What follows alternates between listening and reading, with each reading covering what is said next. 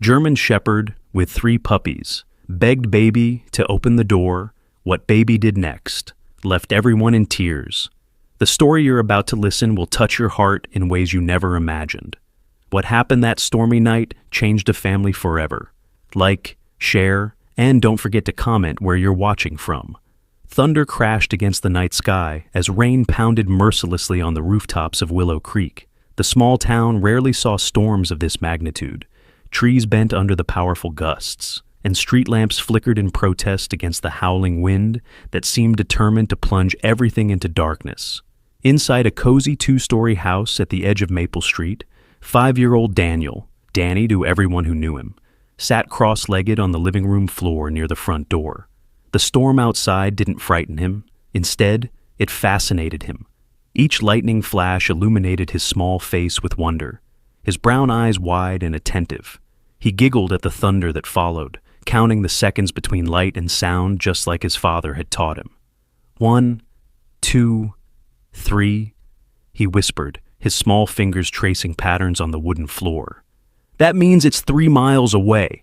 Danny's mother, Maya, peeked out from the kitchen doorway, her long, dark hair tied in a messy bun. Worry lines creased her forehead as she watched her son sitting so close to the door. "Danny, sweetie, come away from there," she called, wiping her hands on her apron. "Dinner's almost ready, and I don't want you sitting by the door during this storm." Danny looked up, his face illuminated by another flash of lightning. "But Mom, I like watching the rain. Dad said it's safe as long as I'm inside."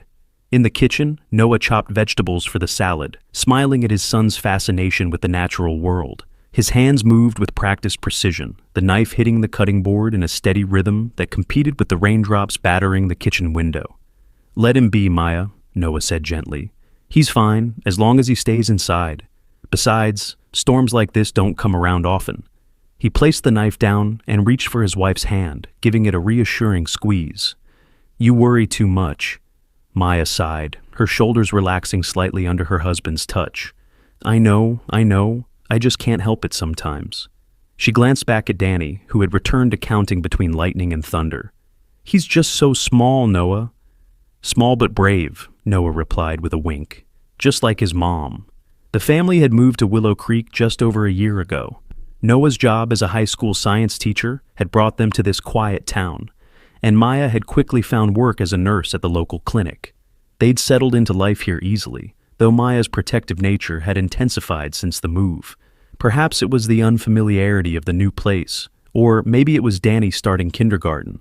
Either way, Noah had noticed her hovering more, worrying more. Danny continued his storm watching, completely oblivious to his parents' conversation. The rain created mesmerizing patterns on the glass panes of the front door. He pressed his small palm against the cool surface, feeling the vibrations from the storm outside. The wind whistled through the cracks around the doorframe, creating an eerie melody that mixed with the steady drumming of the rain. "Dinner in 5 minutes," Maya called out, returning to the stove where a pot of homemade chicken soup simmered. The warm, comforting aroma filled the house, fighting against the chill that seeped in from outside. Noah finished setting the table, placing Danny's favorite dinosaur printed plate in his usual spot. "Hey, buddy, time to wash up soon," he called to his son. Danny nodded absently, his attention still fixed on the storm. He was about to get up when something caught his ear, a sound different from the wind and rain. He froze, listening intently. There it was again, a soft scratching against the door, almost imperceptible beneath the storm's fury. Danny leaned closer, his ear nearly touching the door. Scratch, scratch. Then a whimper. Danny's eyes widened. That wasn't the wind. Something, or someone, was outside. "Danny, hands please!" Maya called, not noticing her son's changed demeanor. The scratching grew more insistent, accompanied now by a low whine that rose and fell like a plea. Danny pressed his face against the glass section of the door, trying to see through the rain-streaked surface. The porch light cast weak yellow illumination through the downpour, but he couldn't make out anything distinct. Another flash of lightning split the sky, and for a brief second, everything outside was visible in stark detail. Danny gasped. In that frozen moment of brightness, he saw them, shadows huddled against the door, one large shadow and several smaller ones behind it. "Mom! Dad!" Danny called, his voice trembling with excitement and concern. "There's someone outside." Noah looked up from the table, frowning. "What's that, buddy?" "There's someone at the door," Danny repeated, his small hands pressed flat against the glass. Maya turned off the stove burner and hurried to the living room. "Danny, get away from the door," she said firmly, maternal instinct kicking in. "Noah, check who it is." Noah approached the door cautiously, peering through the peephole. The distorted view showed only darkness and rain. "I don't see anyone, Danny. It's probably just the wind blowing something against the house." But Danny shook his head vigorously. "No, Dad. I saw them when the lightning came. They're right there." Noah looked doubtful, but reached for the porch light switch, flicking it on and off a couple of times to get a better illumination through the rain. "There's nothing out there, son." Just then, the scratching came again, louder this time, followed by a plaintive whine that was unmistakably animal. Maya's expression shifted from concern to recognition. "It sounds like a dog," she said, reaching for Danny's hand to pull him away from the door. "Probably a stray looking for shelter from the storm." Danny resisted his mother's pull. "But Mom, they need help. They're cold and wet." "They?" Noah asked, bending down to his son's eye level. Danny nodded emphatically. "The big one and the little ones. I saw them when the lightning flashed." Noah exchanged a look with Maya. Their son had an active imagination, but he wasn't one to make things up entirely. "I'll take a quick look," Noah decided, reaching for the door handle. "Stand back, both of you." Maya pulled Danny behind her as Noah cracked the door open just enough to peek out. Rain immediately gusted in, dampening the welcome mat and spattering against the wooden floor. "I don't see," Noah began, but was cut off by another flash of lightning. In that brief illumination, he saw exactly what Danny had described, a German shepherd, soaking wet, standing on their porch. Behind the dog huddled 3 small puppies, barely visible against their mother's legs. The mother dog looked up at Noah, her eyes reflecting the porch light with an intelligence that made him catch his breath. She wasn't aggressive or frightened. She seemed desperate. "Oh my God," Noah whispered, opening the door a bit wider. "Maya, Danny was right. There's a dog out here with puppies." Maya's grip on Danny's shoulders tightened. "Noah, be careful. We don't know if it's dangerous." Danny wiggled free from his mother's grasp. "She's not dangerous, Mom. She needs help." His voice carried a certainty that only children can muster, absolute and unwavering. The German shepherd whimpered again, looking from Noah to Danny, then back to her puppies. She took a tentative step forward, then stopped, as if asking permission. Noah hesitated. He had grown up with dogs and recognized the signs of a non-threatening animal, but Maya's concerns weren't unfounded. Stray dogs could be unpredictable, especially when protecting their young. "We should call animal control," Maya suggested, reaching for her phone on the side table. "They'll know what to do." Danny looked horrified. "No! They'll take them away. They just need to come inside and get dry. Please, Dad!" The storm intensified, a particularly strong gust of wind sending a shower of rain directly onto the huddled animals. One of the puppies let out a pitiful yelp, and the mother dog curled her body more protectively around her babies. Noah felt something tug at his heart. The dog wasn't acting aggressively. If anything, she seemed to be pleading. And his son's compassion was something he'd always wanted to encourage. "Maya," Noah said slowly, "it's pouring out there. Animal control might not even come in this weather. And look at them. They're soaked, and those puppies are tiny." Maya bit her lip, her nurse's instinct to help battling with her maternal instinct to protect. What if the dog is sick or dangerous? "She's not dangerous," Danny insisted, taking a small step toward the door. "She's scared." The German shepherd whined again, as if understanding the debate taking place. She looked directly at Danny, then at her puppies, and back to the boy. The connection between them was almost palpable. "We could let them in just to dry off," Noah suggested. "Keep them in the mudroom until the storm passes. I'll stay with them the whole time." Maya looked torn, glancing from her husband to her son, to the animals huddled miserably in the rain. Another flash of lightning illuminated the scene, followed almost immediately by a deafening crack of thunder. The storm was getting closer. "Please, Mommy," Danny whispered, using the name he'd nearly outgrown. His eyes were wide and pleading, mirroring the German shepherd's desperate gaze.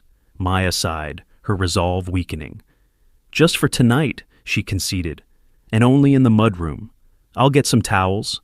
Danny's face broke into a delighted smile. "Thank you, thank you, thank you." Noah opened the door wider, stepping aside to allow the animals in. The German Shepherd hesitated, looking at each family member as if assessing their intentions. Then, with deliberate care, she nudged her puppies forward. The little ones stumbled across the threshold, their small legs wobbling on the unfamiliar surface.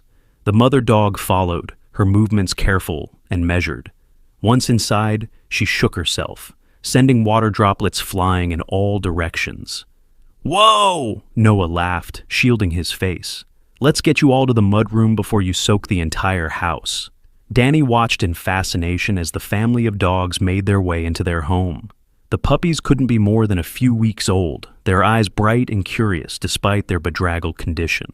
The mother dog moved with difficulty, Noah noticed. She had a slight limp, favoring her right side.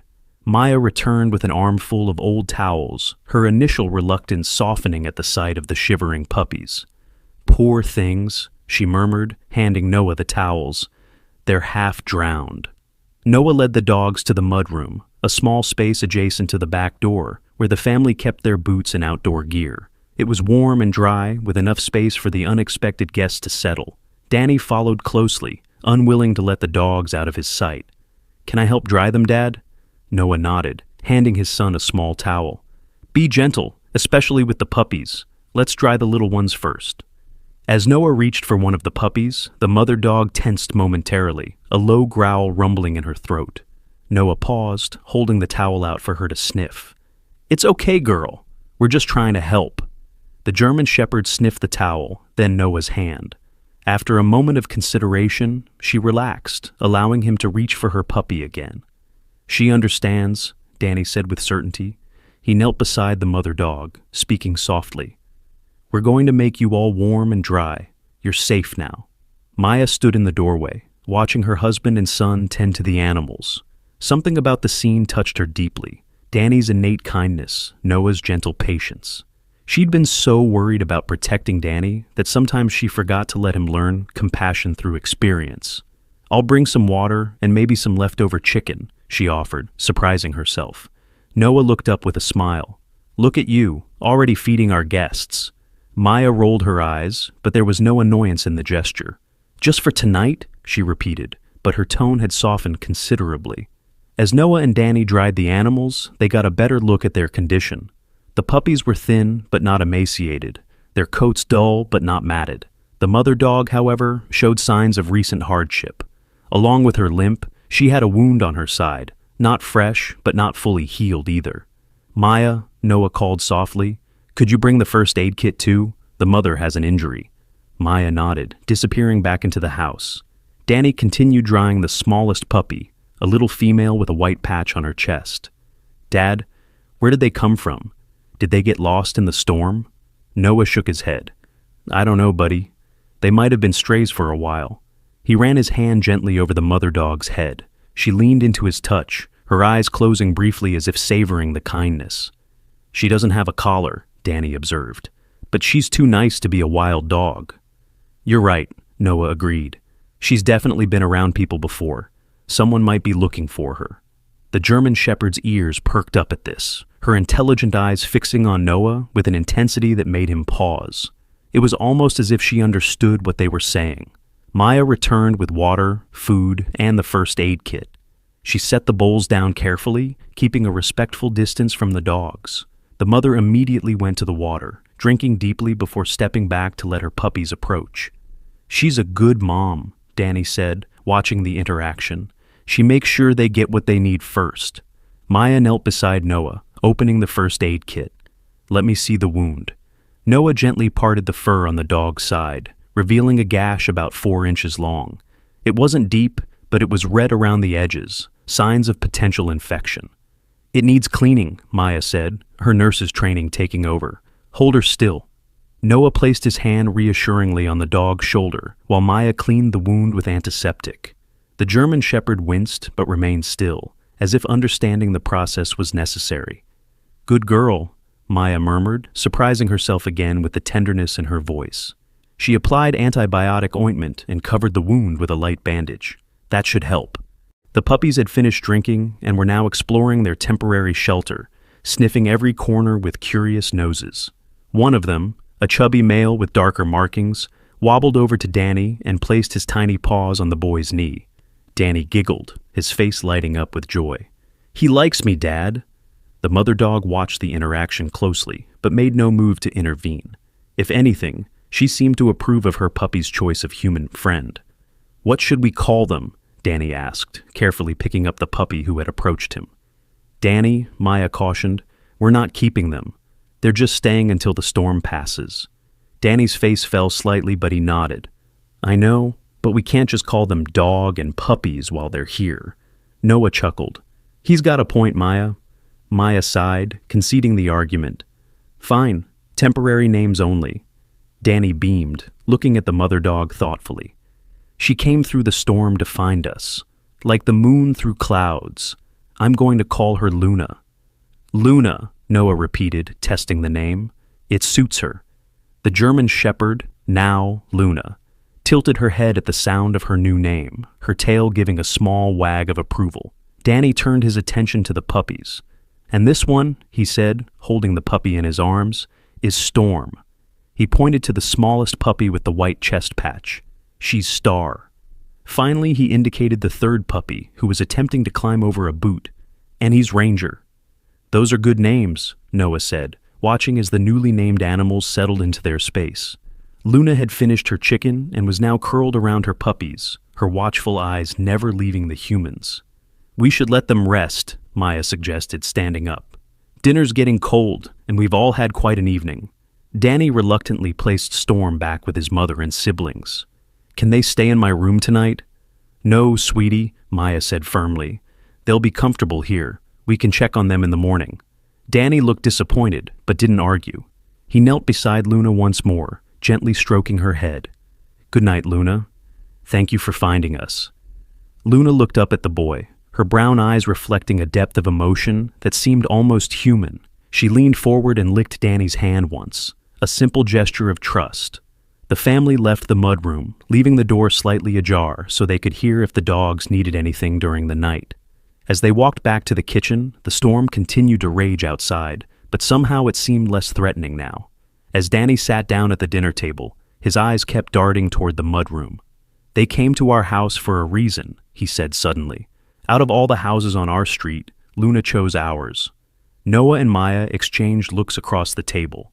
There was something about the way the German shepherd had stared at them, especially at Danny, something knowing in those intelligent eyes. "Sometimes animals just know where they'll be safe," Noah offered, serving soup into Danny's dinosaur bowl. Danny shook his head, conviction clear on his young face. "No, it's more than that. Luna was looking for us. She needed us." Maya reached over to smooth Danny's hair. "Well, we're helping them now, and that's what matters." But as the family ate their dinner, the storm raging outside their windows, none of them could shake the feeling that this unexpected encounter was more than mere coincidence. Especially Danny, who kept glancing toward the mudroom with a strange certainty in his eyes. "She didn't just come here for help," he whispered, so quietly that his parents barely heard him over the storm. "She came here to tell us something." The rain continued to pour, washing away any traces of where Luna and her puppies had come from, and any clues to why, out of all the houses in Willow Creek, she had chosen theirs. Morning came with gentle sunlight, filtering through the windows, the storm having passed during the night. Danny woke earlier than usual, memories of their furry visitors sending him rushing downstairs in his dinosaur pajamas, his small feet padding quickly across the wooden floors. "Luna," he called softly as he approached the mudroom door. He pushed it open, relieved to find the German shepherd and her puppies still there. Luna raised her head immediately, her ears perking up at the sight of the boy. Her tail wagged slowly in recognition. The puppies were curled against their mother's warm body, still sleeping peacefully. Danny noticed that someone, probably his dad, had placed a folded blanket beneath them during the night, replacing the damp towels. "Good morning," Danny whispered, kneeling beside Luna. He reached out slowly, letting her sniff his hand before gently stroking her head. "Did you sleep okay?" Luna leaned into his touch, her brown eyes watching him with that same intelligent gaze that had struck them all the previous night. There was something almost human in the way she looked at him, as if she were trying to communicate something beyond what her canine voice could express. Maya appeared in the doorway, tying her robe around her waist. "I thought I'd find you here," she said, her voice tinged with both amusement and concern. "You should have waited for us to come down together, Danny." Danny didn't look up, focused on scratching behind Luna's ears. "She's not dangerous, Mom. She's my friend." Maya sighed, stepping into the small room. "I know she seems friendly, but we still need to be careful. Wild animals can be unpredictable." "She's not wild," Danny insisted, his voice carrying the absolute certainty that only children can muster. "She used to belong to someone, I can tell." Noah joined them, already dressed for work, but with his hair still damp from the shower. "Morning, explorers," he said cheerfully. "How are our guests doing?" "They're good," Danny reported. "Luna likes me." Noah knelt beside his son, observing the mother dog. "Her wound looks better today," he noted, carefully lifting the edge of the bandage Maya had applied the night before. "The swelling's gone down." Maya crossed her arms, shifting her weight from one foot to the other. "So what's the plan? We need to figure out what to do with them." Danny's head snapped up, alarm written across his face. "Do with them? They're staying with us." "Danny," Maya began gently, "we can't just keep dogs that might belong to someone else. And if they don't have an owner, there are shelters with people who know how to care for animals like these." The boy's face crumpled. "But they came to us. Luna picked our house." Noah placed a steadying hand on his son's shoulder. "Tell you what, I'll call the local animal shelter after breakfast and see what they suggest. Maybe they can check if Luna has a microchip and if she belongs to someone." "And if she doesn't?" Danny asked, hope creeping into his voice. "Then we'll cross that bridge when we come to it," Noah answered diplomatically, exchanging a look with Maya that Danny didn't miss. Maya nodded, attempting a smile. "In the meantime, our guests need breakfast. I think we have some leftover chicken that we can warm up for Luna, and maybe some milk for the puppies." Danny's face brightened. "Can I help feed them?" "Of course," Noah said, standing up. "But first, human breakfast. Can't save strays on an empty stomach." The family headed to the kitchen, leaving the mudroom door open so Luna could come out if she wanted. The German Shepherd watched them go, then carefully stood up, mindful not to disturb her sleeping puppies. She limped to the doorway, peering into the kitchen with obvious interest. "Look," Danny whispered, pointing. "She wants to come in." Maya hesitated, but Noah seemed unconcerned. "Let's see what she does. If she's house-trained, it's another sign she belongs to someone." Luna took a tentative step into the kitchen, then another. She moved with caution, her eyes darting between the family members as if seeking permission. When no one objected, she continued into the room, her nails clicking softly on the tile floor. "Good girl," Danny encouraged, patting his leg. "Come here, Luna." The German Shepherd approached the boy, sitting politely beside his chair. Her posture was perfect, alert but relaxed, the mark of a well-trained dog. "Definitely someone's pet," Noah remarked, preparing coffee. "No stray sits like that." Maya seemed less convinced. "If she belongs to someone, why was she out in that storm with puppies? And what about that wound on her side?" Noah shrugged. "Could have gotten separated from her owner, been lost for a while. The wound might be from climbing over a fence or running through underbrush." Danny hadn't taken his eyes off Luna. "She's hungry," he announced. "Can I give her some breakfast now?" "Let's heat it up first," Maya suggested, retrieving the leftover chicken from the refrigerator. She placed it in a microwave-safe bowl and warmed it slightly before handing it to Danny. "Not too hot, just warm." Danny carefully carried the bowl to a clear spot on the floor. "Here you go, Luna." The German Shepherd looked at the food, then back at Danny, as if asking permission. "It's okay," Danny assured her. "You can eat it." Only then did Luna approach the bowl, eating with surprising delicacy for a hungry dog. She didn't gobble or make a mess, further evidence of her training. The puppies began whimpering from the mudroom, their tiny voices growing more insistent as they discovered their mother's absence. "I think the babies are hungry too," Danny said, already sliding off his chair. "Can I bring them in?" Noah glanced at Maya, who gave a reluctant nod. "On the blanket, please. Don't try to carry them all at once." Danny hurried to the mudroom, returning moments later with the blanket dragged carefully behind him. The three puppies were bundled in its folds, squirming and whining for their mother. Luna immediately went to her puppies, nuzzling each one as if counting them. The family watched as she settled beside the blanket, allowing the puppies to nurse. "They're so tiny," Maya observed, her expression softening. "How old do you think they are, Noah?" Noah studied the puppies thoughtfully. 3, maybe 4 weeks. Their eyes are open, and they're moving around pretty well, but they're still nursing. "Can I pet them while they eat?" Danny asked, kneeling beside the blanket. "Better let them finish first," Noah advised. "Luna might be protective while they're nursing." Danny nodded seriously, watching the puppies with fascination. "What are we going to do if nobody claims them?" Maya and Noah exchanged glances again, a silent conversation passing between them. Maya's eyes held warning, while Noah's conveyed gentle persuasion. "Let's not get ahead of ourselves," Noah finally said.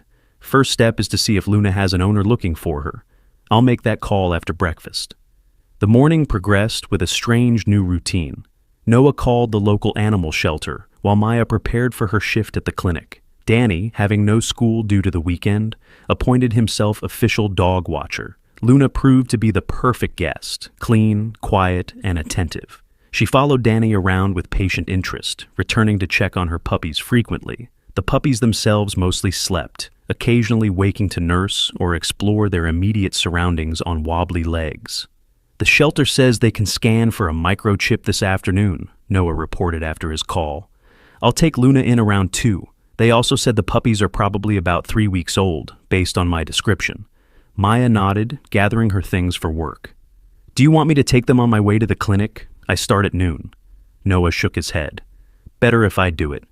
You know how Danny feels. He'll want updates right away.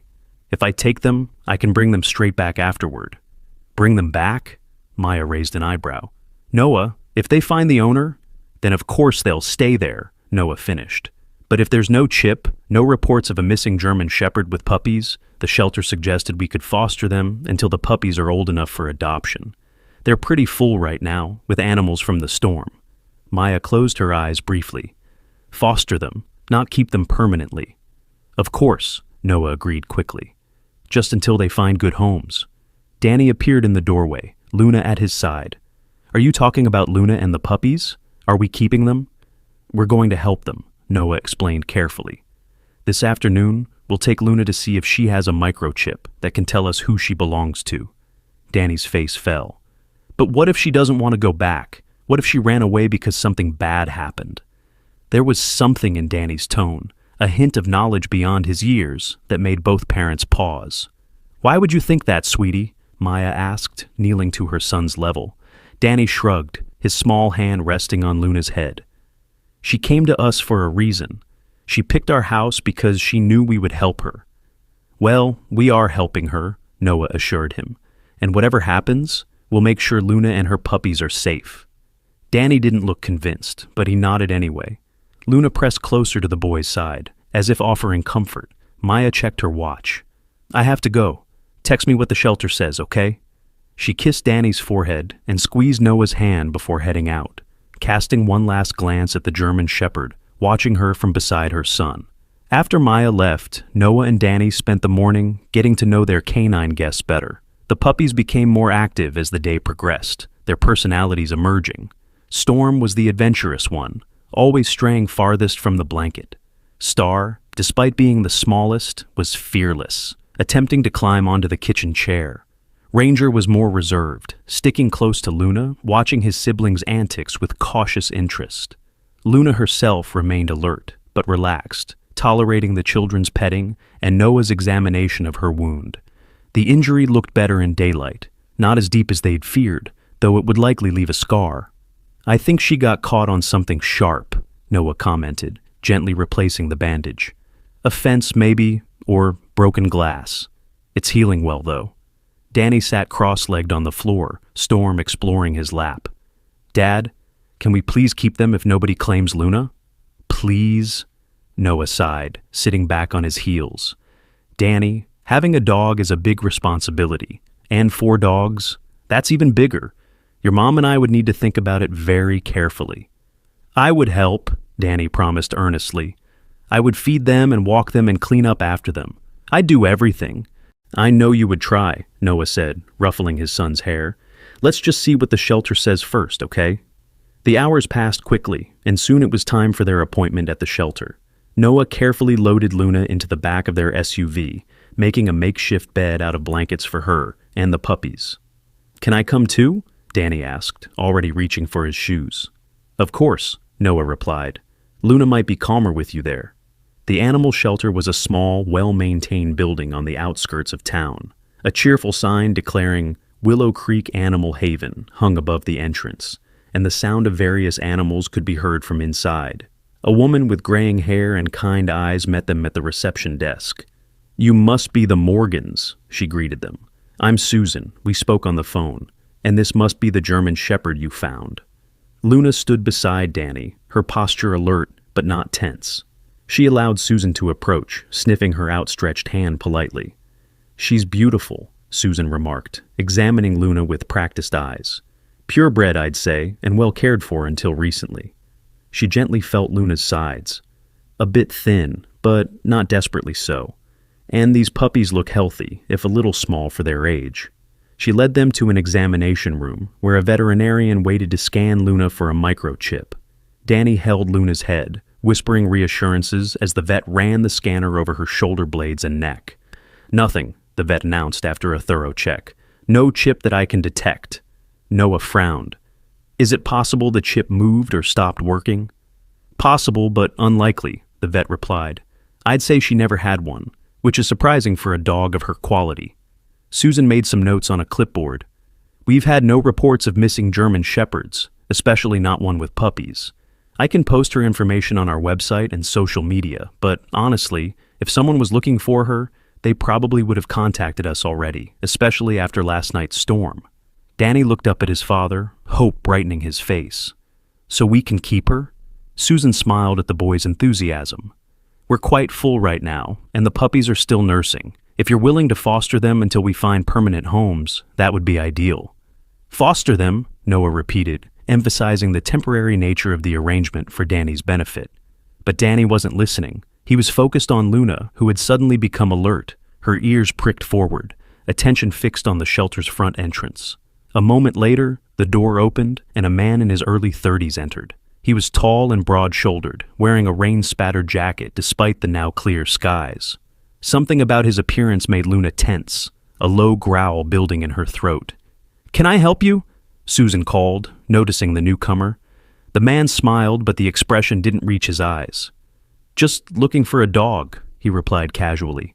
Lost mine in the storm last night. Luna's growl deepened, and she moved to position herself between the stranger and Danny. The puppies, sensing their mother's tension, huddled together on the blanket, suddenly quiet. Noah placed a steadying hand on Luna's back. Easy, girl, he murmured, though he felt uneasy himself. Something about the man's demeanor struck him as off. Susan approached the counter. What kind of dog are you missing? We can check if anyone's brought one in. The man stepped further into the shelter, his gaze sweeping the room until it landed on Luna. Something flashed in his eyes. Recognition, perhaps, or something darker. German Shepherd, he said, his voice suddenly tight. Female, about 2 years old. Danny clutched Luna's fur, feeling the dog's muscles tense beneath his fingers. Dad, he whispered urgently. Luna doesn't like him. Noah nodded almost imperceptibly, moving slightly to place himself between the stranger and his son. Quite a coincidence, he said, keeping his tone neutral. We just brought in a German Shepherd ourselves. The man's attention snapped to Noah, his expression unreadable. Really? Where did you find her? She showed up at our door during the storm, Noah answered carefully, watching the man's reaction. With 3 puppies. A flicker of surprise crossed the man's face before he controlled it. Puppies? My dog didn't have puppies. Susan looked between them, sensing the tension. Well, that solves that then. This wouldn't be your dog, but we can take your information and contact you if yours turns up. The man hesitated, his gaze fixed on Luna with an intensity that made Noah's skin crawl. Luna continued to growl softly, her body rigid with alert wariness. Yeah, sure, the man finally said, breaking eye contact with the dog. I'll fill out a form. As Susan led him to the counter, Noah knelt beside Danny and Luna. "Something's not right," he murmured, stroking Luna's head to calm her. Luna definitely knows that man, and she doesn't like him. Danny nodded, his young face serious. "She's scared of him, Dad. We can't let him take her." "He won't," Noah assured him. "His story doesn't match. He didn't know about the puppies. But I want to get out of here while he's busy with that paperwork." Noah quietly explained to the veterinarian that they needed to leave, signing the necessary fostering paperwork as quickly as possible. Within minutes, they had loaded Luna and the puppies back into the SUV and were pulling out of the parking lot. In the rearview mirror, Noah caught sight of the stranger standing in the doorway of the shelter, watching them drive away. Luna, sitting in the back with Danny and the puppies, whined softly, her eyes fixed on the receding figure. "It's okay, girl," Danny soothed, his small arms around her neck. "We won't let him hurt you." Noah's hands tightened on the steering wheel. "Danny, did you notice anything else about that man? Anything Luna did when she saw him?" Danny thought for a moment, absently stroking Luna's fur. "She was scared, but not just scared. She was angry too, like she knew him, and he did something bad." Noah nodded, making a mental note to discuss this with Maya later. "Well, he's gone now, and you heard Susan. His dog didn't have puppies, so Luna can't be his." But as they drove home, Noah couldn't shake the feeling that their unexpected encounter at the shelter was more than coincidence. The way Luna had reacted, the man's obvious interest despite his claim that this wasn't his dog, something didn't add up. "Dad," Danny said suddenly, breaking the silence, "Luna wants to tell us something. About that man. I can feel it." Noah glanced in the rearview mirror at his son. Danny sat with one arm around Luna, his expression earnest and worried beyond his years. "What do you think she wants to tell us, buddy?" Danny's answer sent a chill down Noah's spine. "That he's dangerous, and he's looking for her."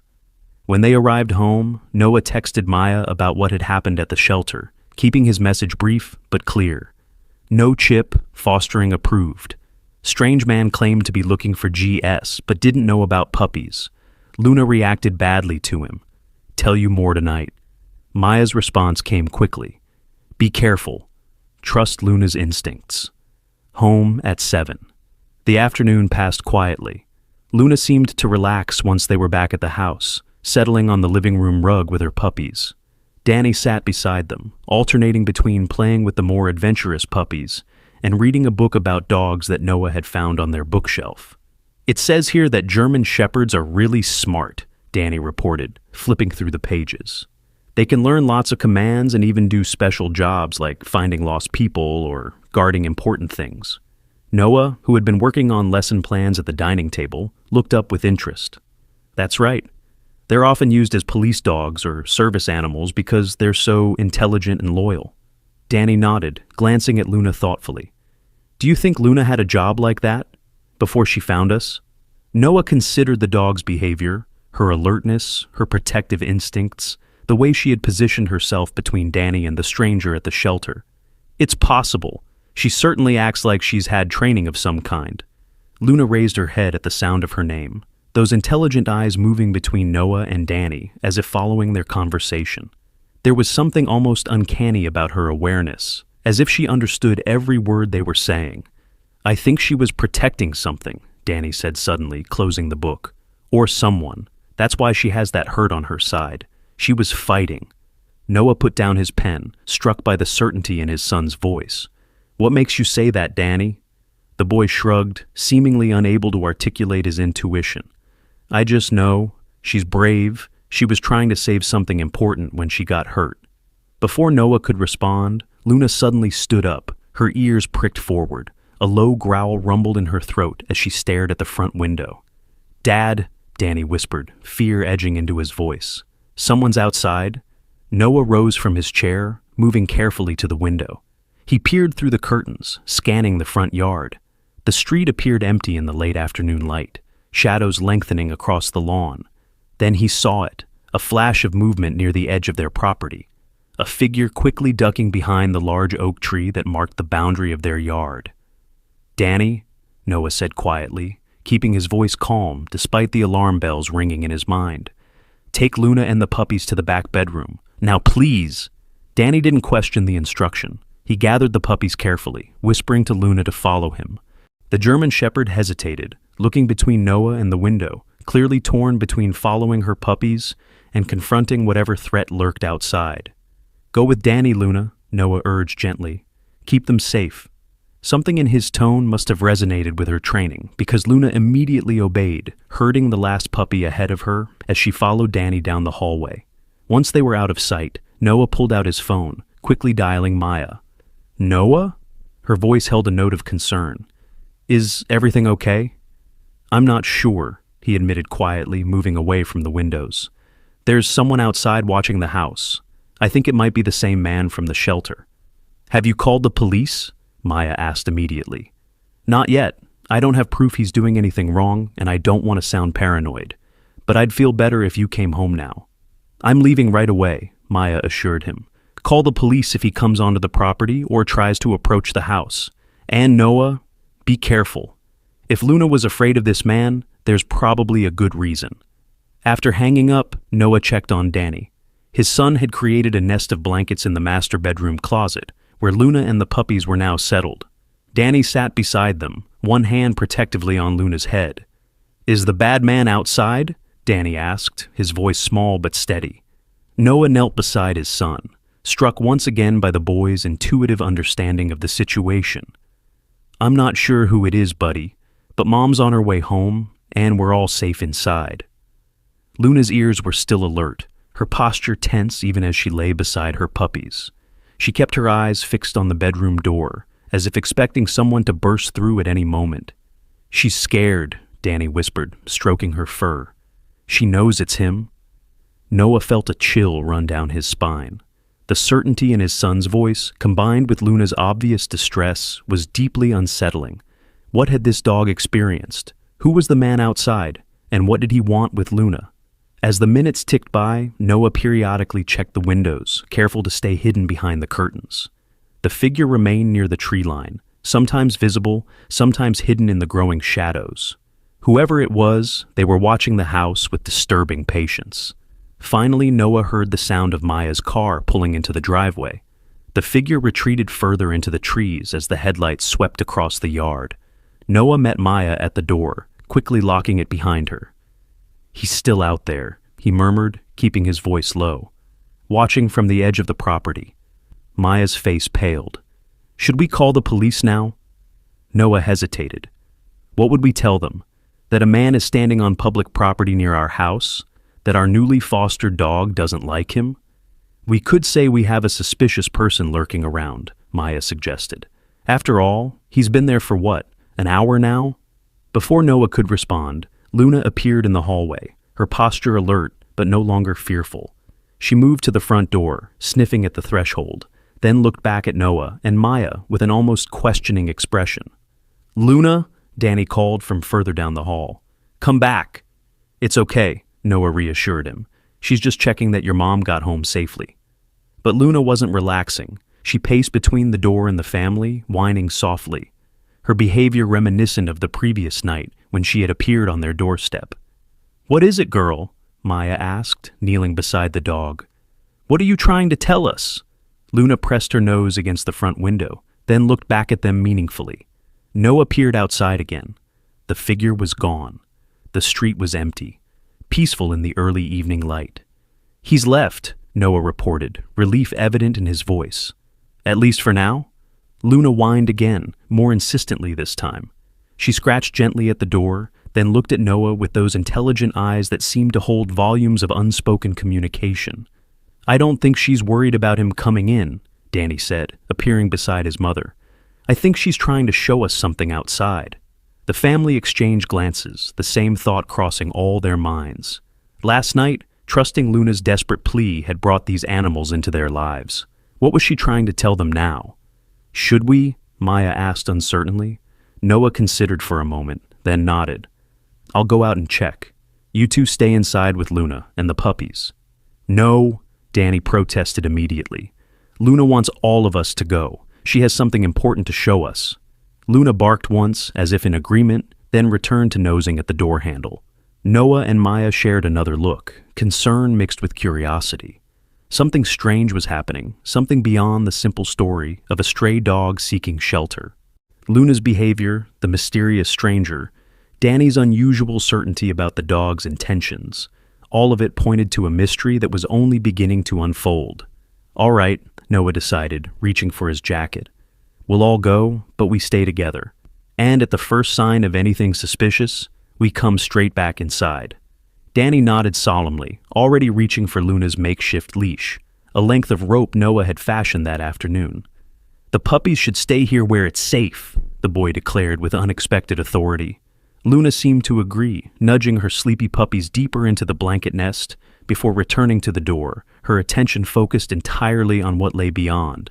The family stepped outside together, the evening air cool against their skin. Luna led the way, her nose to the ground, following a trail only she could detect. She moved with purpose despite her lingering limp, stopping occasionally to ensure the humans were still behind her. "Where is she taking us?" Maya whispered, staying close to Danny. Noah shook his head. "No idea, but she definitely knows where she's going." They followed Luna across their yard and toward the tree line where the stranger had been lurking. Danny held tightly to the makeshift leash, though Luna hardly needed guidance. She moved with the focus of a dog on a mission, her ears constantly swiveling to catch any sound, her eyes scanning their surroundings. As they reached the edge of the property, Noah hesitated. "Maybe we shouldn't go into the woods, especially with night falling." Luna whined, looking back at them with what could only be described as impatience. She tugged gently on the leash, clearly intent on continuing. "She needs to show us something important," Danny insisted, his young face set with determination. "We have to trust her." Maya looked torn, maternal caution battling with curiosity. "Noah, what do you think?" Noah glanced at the darkening sky, then back at Luna's pleading eyes. "We'll go a little further," he decided, pulling out his phone to use as a flashlight. "But not too deep into the woods, and we stay together." Luna seemed to understand the compromise. She waited for Noah to take the lead, then continued forward, her pace measured but urgent. The woods were quiet in the twilight. The only sounds their footsteps on the fallen leaves and the occasional rustle of small animals fleeing their approach. Luna moved confidently through the trees, following what appeared to be a faint path. "Someone's been through here recently," Noah observed, noticing broken twigs and disturbed ground. "See how the leaves are pressed down?" Maya nodded, her arm around Danny's shoulders. "Do you think it was that man from earlier?" "Maybe," Noah admitted. "But these tracks look older, like they've been made multiple times. Someone's been using this path regularly." They had walked perhaps 5 minutes when Luna suddenly stopped, her body going rigid. A low growl vibrated in her throat as she stared ahead into the gathering darkness. "What is it, girl?" Danny whispered, kneeling beside her. Noah raised his phone, the flashlight beam cutting through the gloom to illuminate a small clearing ahead. At first, nothing seemed unusual, just a patch of open ground surrounded by trees. Then the light caught something metallic, reflecting back. "There's something there," Noah said, moving forward cautiously. As they entered the clearing, the object became clear, a small metal box, partially buried in the soil. It looked as if someone had hastily covered it and recently returned to check on it. Luna approached the spot, her growl deepening. She pawed at the loose earth covering the box, then looked up at the family as if saying, "Here. This is what I wanted you to see." "Should we dig it up?" Maya asked, her voice uncertain. Before Noah could answer, a twig snapped somewhere behind them. Luna whirled around, placing herself between the family and the sound, her hackles raised and teeth bared. "Someone's coming," Noah whispered urgently. "We need to go, now." Danny stood frozen, his eyes wide with fear. "It's him, isn't it? The bad man from the shelter." "Probably," Noah admitted, thinking quickly. "Maya, take Danny and head straight back to the house. I'll be right behind you." Maya shook her head firmly. "We're not splitting up. We all go together." Luna barked once, a sharp, commanding sound that startled them all. She moved to Danny's side, nudging him insistently away from the clearing, back toward the direction of their home. "She wants us to leave," Danny interpreted, tugging on his parents' hands. "Come on!" The family retreated quickly, Maya leading Danny while Noah brought up the rear. Luna stayed with Noah, repeatedly looking back over her shoulder, her growl never ceasing. They had almost reached the edge of the woods when a figure stepped into their path. The same man from the shelter, his face partially hidden in shadow, but his stance unmistakably hostile. "Evening," he said, his voice deceptively casual. Bit late for a family walk in the woods, isn't it? Maya pulled Danny closer to her side. We were just heading home. The man's gaze settled on Luna, who was now growling openly, her body tense and ready to spring. I see you've got my dog there. Your dog? Noah challenged, stepping slightly in front of Maya and Danny. You said at the shelter that your missing dog didn't have puppies. The man shrugged, taking a step closer. I was mistaken. Memory's a funny thing. His hand moved to his jacket pocket, the gesture subtle but threatening. That's definitely my dog, and I'd like her back now. Luna's growl deepened, the sound vibrating through the gathering darkness. Even in the dim light, they could see her teeth bared, her posture unmistakably protective. She doesn't seem to agree, Noah observed, trying to keep his voice steady despite the fear churning in his stomach. In fact, she seems pretty afraid of you. The man's face hardened. Dogs don't get to choose their owners. She's mine, and so is whatever she showed you back there. Danny, who had been silent until now, suddenly spoke up. You heard her. That's why she ran away. The man's attention snapped to Danny, his eyes narrowing. Kids should stay out of grown-up business. Luna reacted instantly to the man's tone, lunging forward with a snarl that stopped just short of attacking. The message was clear. Come closer, and I will fight. Noah reached slowly for his phone. I'm calling the police. I wouldn't do that, the man warned, his hand still in his pocket. This can all be very simple. Just give me the dog, and we'll forget this little adventure in the woods. We're not giving you Luna, Danny declared, his small voice surprisingly firm, despite his obvious fear. She chose us because she knew we would protect her. The man laughed, the sound cold and devoid of humor. Luna? Is that what you're calling her? Her name is Shadow, and she's a valuable dog with special training that belongs to me. Maya stepped forward, maternal instinct overriding caution. What kind of training leaves a dog with a wound like that? What did you do to her? The man's expression darkened. Like I said, this isn't your business. The dog is mine. Whatever you think happened to her, whatever story you've made up in your heads, it doesn't matter. She's property, and she's coming with me. As he took another step forward, Luna exploded into motion, placing herself directly between the man and the family. Her bark echoed through the trees, fierce and uncompromising. The man hesitated, clearly not expecting such direct confrontation. His hand emerged from his pocket, and in the dim light, they caught the glint of something metallic, a knife. Call her off, he ordered, his voice hardening, or things will get ugly. Noah pushed Maya and Danny behind him. Run, he whispered urgently. Get to the house and call the police. I'll stay with Luna. Dad, no! Danny protested, tears filling his eyes. Go with your mother, Noah insisted. Now, Danny. Maya grabbed Danny's hand and began backing away. The man noticed and started to move toward them, but Luna intercepted, her growl so deep it seemed to vibrate the very air around them. Get back, the man shouted at Luna, brandishing the knife. Back, Shadow. Luna didn't flinch. If anything, her stance became more aggressive. She was buying time for Maya and Danny to escape, and she knew it. Noah reached for a fallen branch, hefting it like a club. You should leave, he told the man, surprised at the steadiness of his own voice. The police will be here soon. The man's attention divided between Noah and Luna, calculation evident in his eyes. You have no idea what you've stumbled into, he said finally. That dog isn't just a pet. She knows things that are worth a lot of money, things that belong to me. She doesn't belong to you, Noah countered. No animal deserves to be treated the way you've treated her. In the distance, they heard Maya calling for help, her voice carrying through the trees. The man cursed under his breath. This isn't over, he warned, backing away slowly.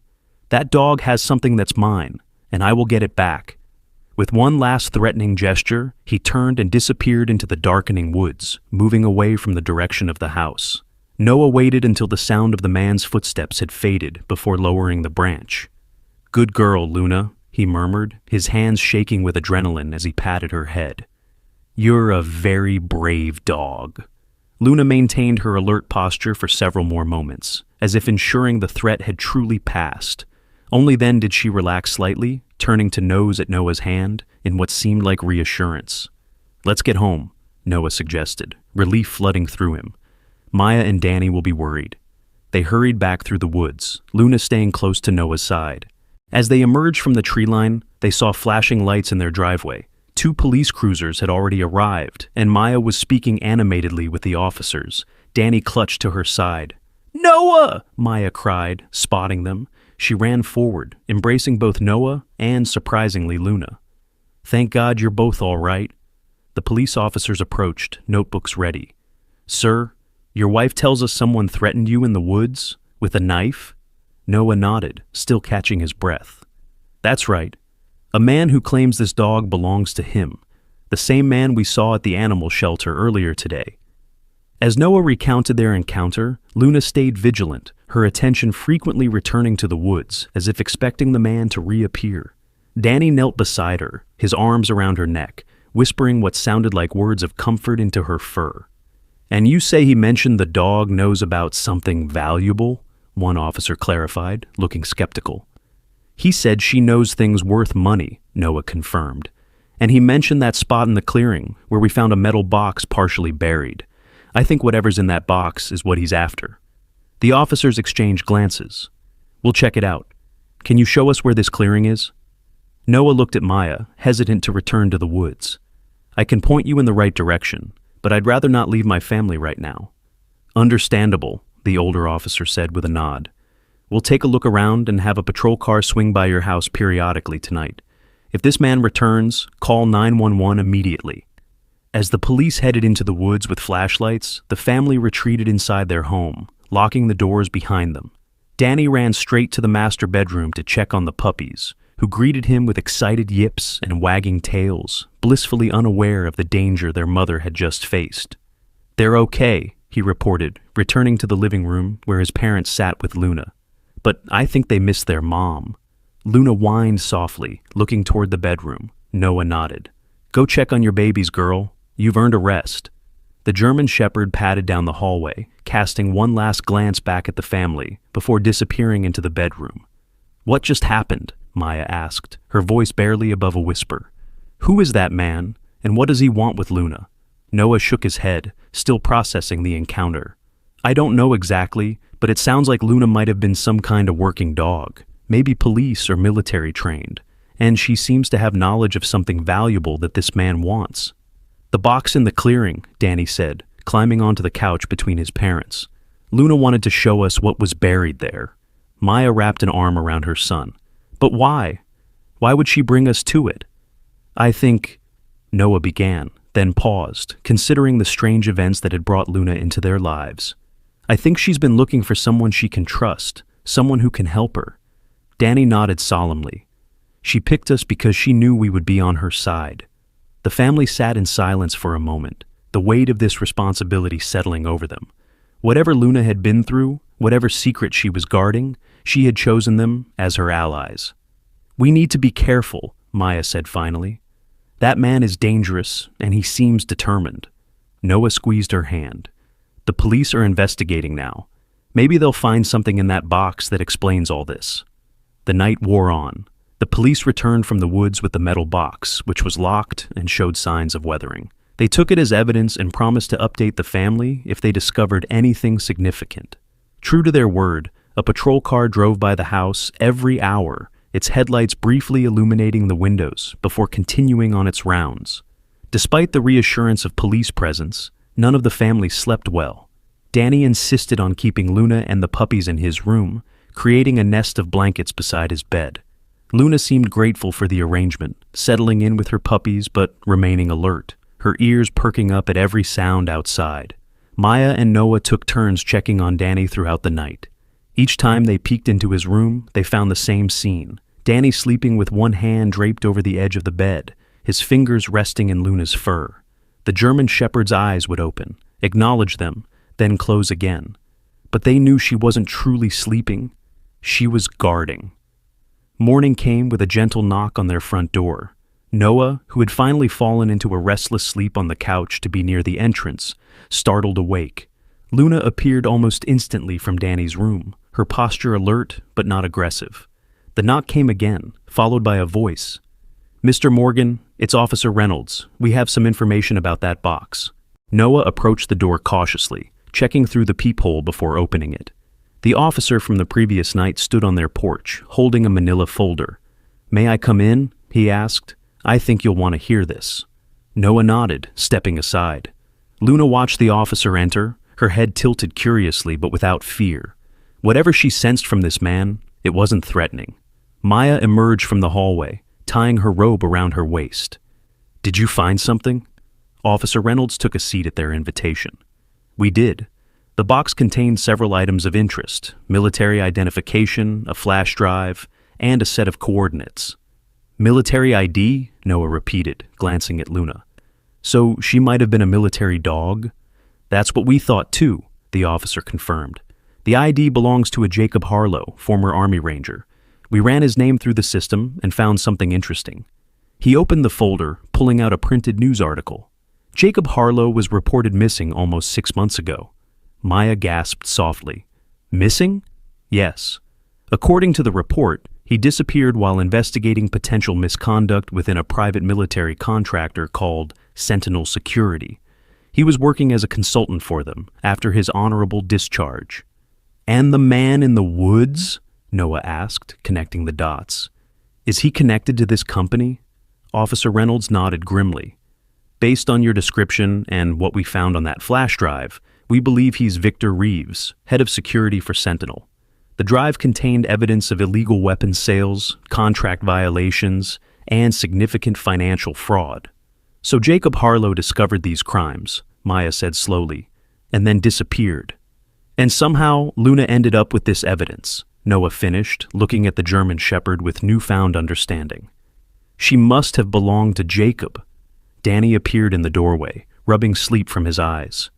"Luna was trying to finish her owner's mission," he said simply, as if it were the most obvious thing in the world.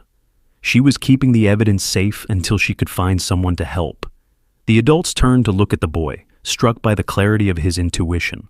Luna moved to Danny's side, pressing against his leg in what looked remarkably like confirmation. "Out of the mouths of babes," Officer Reynolds murmured. He turned back to Noah and Maya. "We believe your theory is correct. Luna, or Shadow, as she was likely called then, was Jacob Harlow's military working dog. The evidence suggests that when Jacob disappeared, she escaped with the box. She's been hiding it and herself ever since." "Until she found us," Maya said softly, looking at Luna with new eyes. "She chose our house, specifically." Officer Reynolds nodded. "Military working dogs are incredibly intelligent, and the bond with their handlers is profound. If Jacob taught her to protect that evidence, she would have done so at all costs." "Is Jacob dead?" Danny asked bluntly, the question hanging heavy in the room. The officer's expression softened. "We don't know yet, son. But with this evidence, we can properly investigate now. We've already contacted federal authorities, and they're very interested in what we found." Luna whined softly at the mention of her former handler, her eyes fixed on the military ID that peeked from the folder. "What happens to Luna now?" Danny asked, his voice trembling slightly. "She did her job. She kept the evidence safe and brought it to us. She can stay with us now, right?" Officer Reynolds looked to Noah and Maya, leaving the question to them. "She's already home," Noah said firmly, reaching out to stroke Luna's head. "She chose us, and we're choosing her right back." Maya nodded in agreement. "And the puppies, too. They're family now."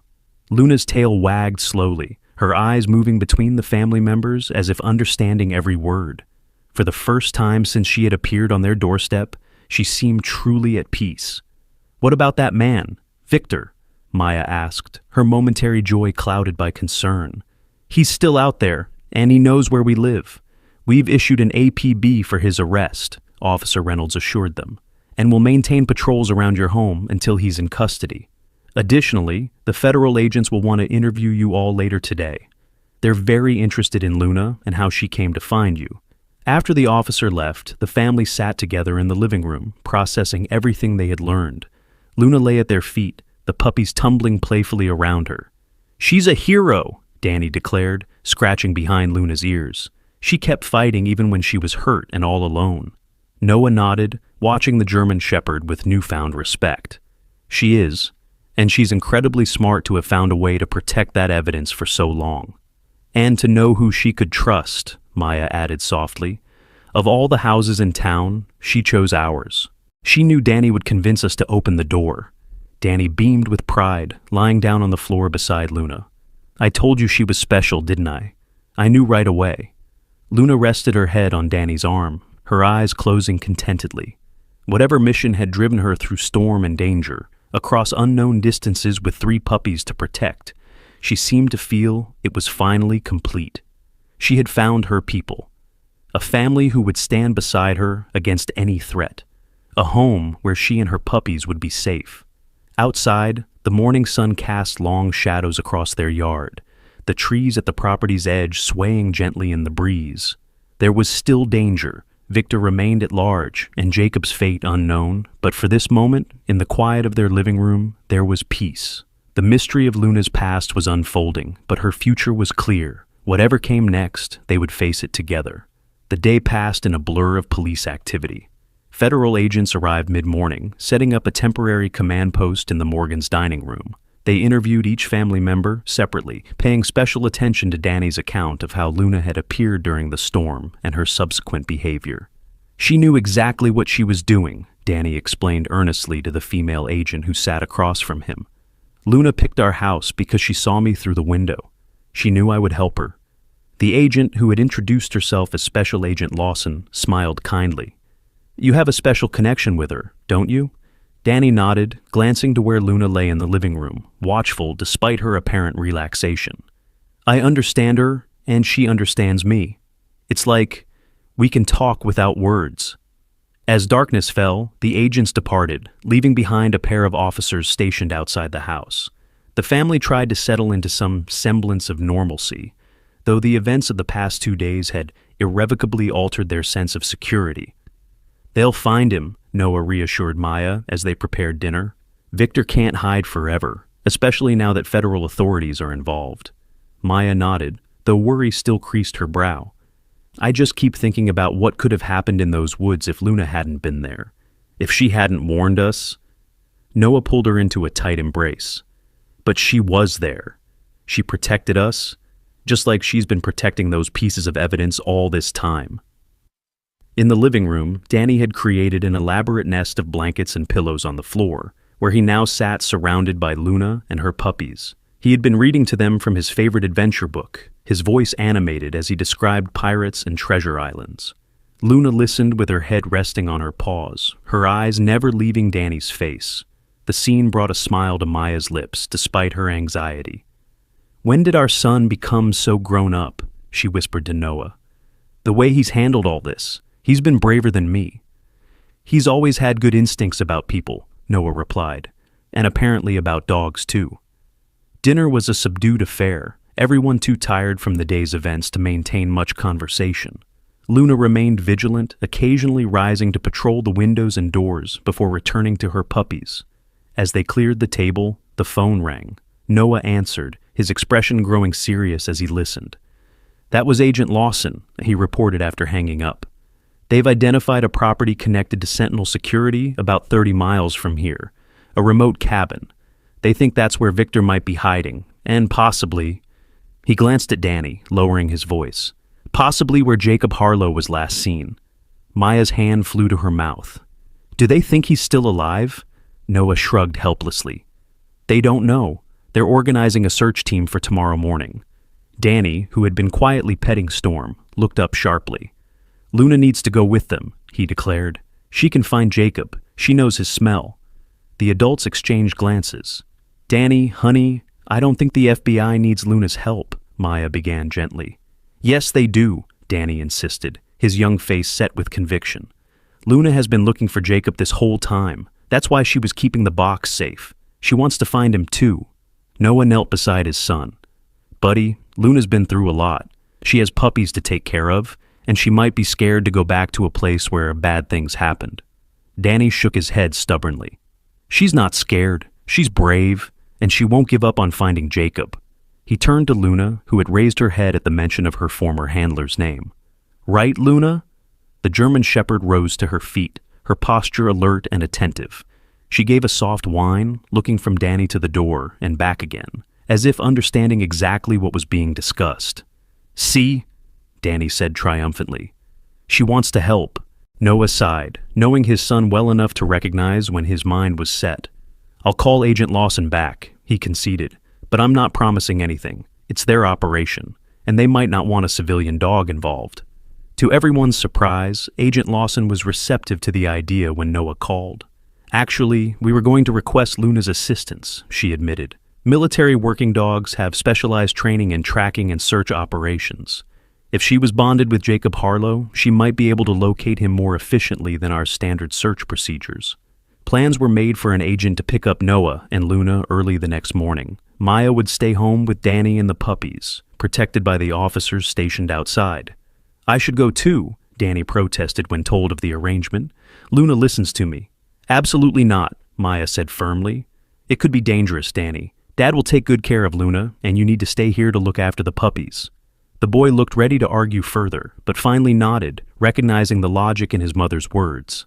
"Promise you'll bring her back safe," he said to Noah, his voice small but determined. "I promise," Noah replied, ruffling his son's hair. "Luna's too smart to get into trouble. She'll help the agents and then we'll come straight home." That night, as the house settled into an uneasy quiet, Luna appeared at Danny's bedside. The boy was still awake, staring at the ceiling, his mind too full of the day's revelations to find sleep.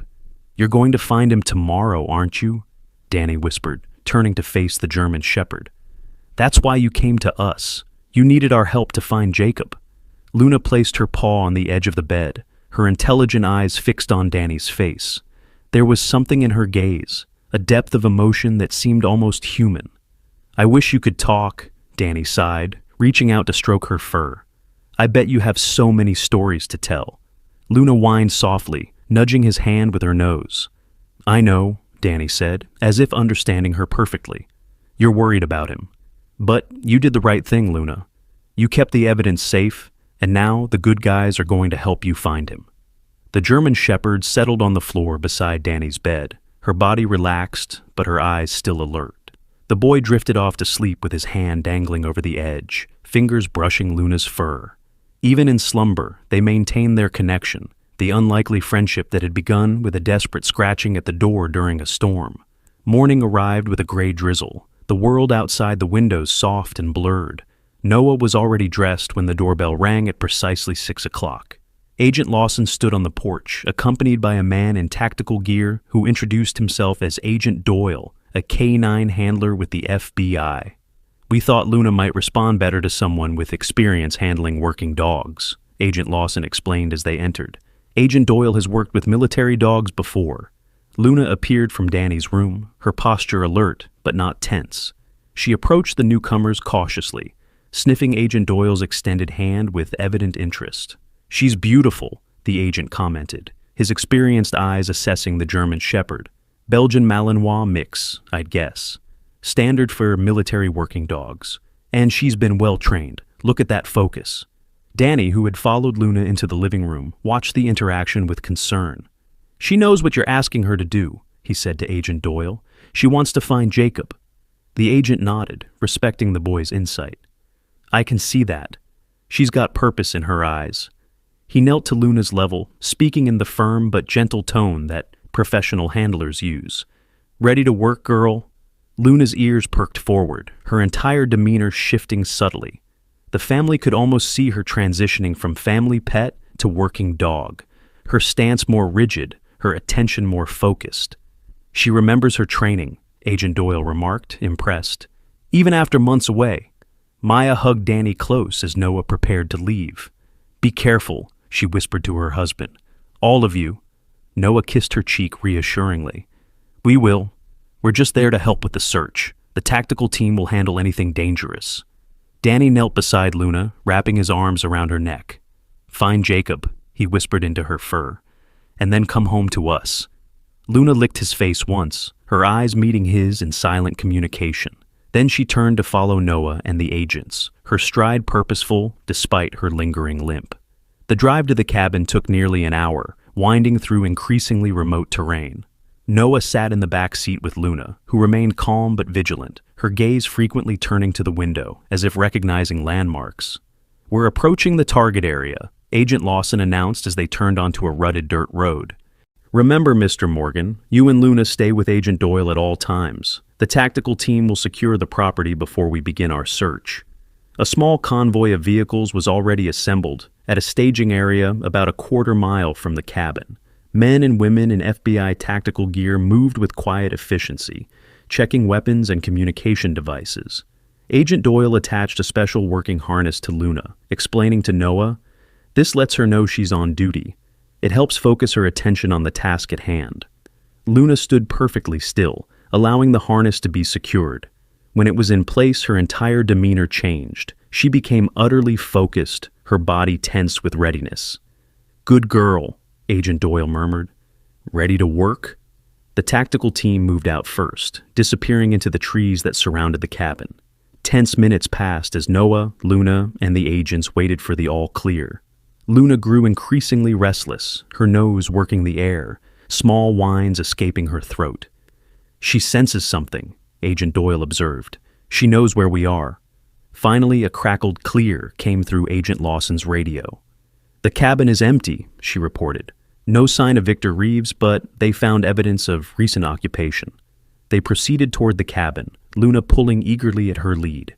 As they emerged from the tree line, the structure came into view. A weathered wooden building with boarded windows and a sagging porch. It looked abandoned, forgotten by time, and hidden from the world. "This is the property registered to one of Sentinel's shell companies," Agent Lawson explained. "We believe it was used as a meeting location for their more irregular business dealings." Luna's behavior changed dramatically as they approached the cabin. She began pulling harder at her lead, her nose to the ground, following a scent only she could detect. She bypassed the cabin entirely, heading toward a dilapidated shed about 50 yards behind the main structure. "Let her lead," Agent Doyle advised, allowing Luna more slack in her leash. "She's picked up a scent." The German Shepherd moved with single-minded purpose, stopping at the shed door and pawing at it urgently, her whines growing more insistent. "Stand back," Agent Lawson ordered, drawing her weapon. She approached the shed cautiously, positioning herself beside the door, while another agent prepared to open it. The door swung open with a protesting creak of rusted hinges. Luna lunged forward, dragging Agent Doyle with her into the dimly lit interior. "Luna, wait!" Noah called, alarmed by her sudden intensity. Inside the shed, time seemed to stand still. Dust motes floated in the beams of sunlight that filtered through the broken boards. The space was mostly empty. A few rusted tools hung on the walls, and piles of moldy burlap sacks were heaped in the corners. Luna ignored it all, heading directly to the back wall. She began digging frantically at the earthen floor, whining and barking in clear distress. "There's something under there," Agent Doyle said, kneeling beside Luna. "Get the shovels from the vehicles." Agents quickly returned with tools, and under Luna's watchful supervision, they began to dig where she had indicated. About 2 feet down, one of the shovels struck something solid. Everyone froze. "Careful now," Agent Lawson directed. "Go slowly." They continued digging, revealing the outline of what appeared to be a trap door built into the ground. Luna's excitement escalated, her barks now echoing through the small space. "It's a hidden room," one of the agents announced. "There's a handle here." As they cleared away the remaining dirt, Luna positioned herself directly over the trapdoor, her entire body vibrating with urgency. When the agents finally pulled the heavy wooden door open, she immediately tried to jump into the darkness below. "Luna, stay!" Agent Doyle commanded, holding her back. Flashlights illuminated a narrow set of stairs descending into what looked like a small bunker or storm cellar. The tactical team went first, weapons ready as they disappeared into the darkness. Long, tense minutes passed before a shout echoed up from below. "We've got someone! Male, alive but in bad condition. Get medical up here now!" Luna's reaction was immediate and overwhelming. She let out a high-pitched whine, straining against her harness with all her strength. Agent Doyle could barely hold her back. "I think she recognizes that voice or scent," he told Noah. "This might be her handler." Medical personnel rushed past with a stretcher and equipment. Noah felt his heart racing, caught up in the emotion of the moment. Luna continued to whine and pull toward the opening, her desperation palpable. Finally, the medical team emerged, carrying a stretcher. On it lay a man, thin and pale, his beard grown wild, but unmistakably alive. His eyes were open, though unfocused, and an IV line was already running into his arm. Luna broke free from Agent Doyle's grip, bounding to the stretcher with a cry that was almost human in its emotion. The man's head turned weakly at the sound, and his cracked lips formed a single word: shadow. "That's Jacob Harlow," Agent Lawson confirmed, her professional composure momentarily broken by the scene. "And it looks like Luna, Shadow, just found her handler." The German shepherd delicately placed her paws on the edge of the stretcher, her nose gently touching the man's face. Jacob's hand shakily rose to touch her head, tears streaming down his dirt-streaked face. "You came back," he whispered, his voice rough from disuse. "Good girl, Shadow. Good girl." The medical team allowed a moment for the reunion before continuing toward the waiting ambulance. Luna followed every step of the way, refusing to be separated from Jacob again. "He's severely dehydrated and malnourished," one of the paramedics reported to Agent Lawson. "But no critical injuries. With proper care, he should recover fully." Agent Lawson nodded, then turned to Noah. "Mr. Morgan, we need to get him to a hospital immediately. Would you be comfortable with Luna riding in the ambulance? She seems determined to stay with him, and in his condition, her presence might be beneficial." Noah didn't hesitate. "Of course. Danny would never forgive me if I separated them now." He approached Luna, who was still keeping close watch over Jacob's stretcher. "Luna girl, stay with him. We'll see you soon." Luna acknowledged him with a quick glance before returning her attention to Jacob, her loyalty to her original handler evident in every line of her body. As the ambulance departed, its sirens wailing through the quiet countryside, the search of the property continued. In a locked cabinet inside the cabin, agents discovered additional evidence connecting Victor Reeves to illegal weapons sales, evidence that complemented what had been found in the buried box. Jacob Harlow must have been collecting proof of Sentinel's activities, Agent Lawson theorized as they prepared to leave the scene. It looks like Victor discovered him, held him captive here, and has been searching for the evidence Jacob had already hidden. And Luna, Shadow, escaped with some of that evidence, Noah added, the pieces falling into place. She's been protecting it all this time, even while caring for her puppies. Agent Lawson nodded. Military working dogs are incredibly loyal. If Jacob told her to protect that box, she would have done so at any cost.